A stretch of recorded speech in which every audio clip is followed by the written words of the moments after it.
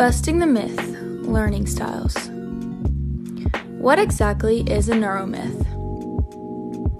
Neuromyths are misconceptions about brain research and its application to education and learning. Myths are often believed and applied among educators. The learning styles myth refers to the idea that students learn best when course content matches their preferred mode of learning. Common types of learning styles are auditory, visual, kinesthetic, and reading and writing.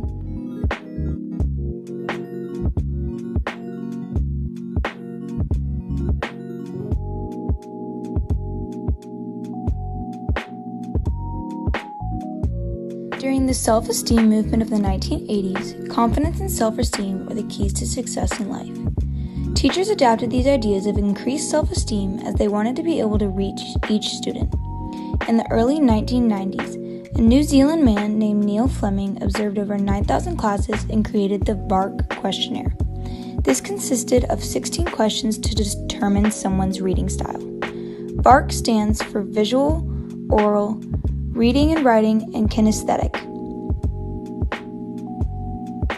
The VARK model, which was extremely prevalent, determined which people fell under the main categories of learning styles. At first, Fleming's model seemed foolproof, but studies deny that students learn better through a self-reported learning style. The Journal of Educational Psychology found no relationship between the study subjects' learning style preference and their performance on reading or listening comprehension tests. Instead, the visual learners performed best on all kinds of tests, further disproving this myth. In a study by Anatomical Sciences Education, Polly Hussman had hundreds of students take the VARK questionnaire to determine what kind of learner they supposedly were. This study challenged the idea that students would do better on a test based on it being tailored to their preferred learning style. The learning styles myth contradicts the notion that the brain regions are interconnected with one another.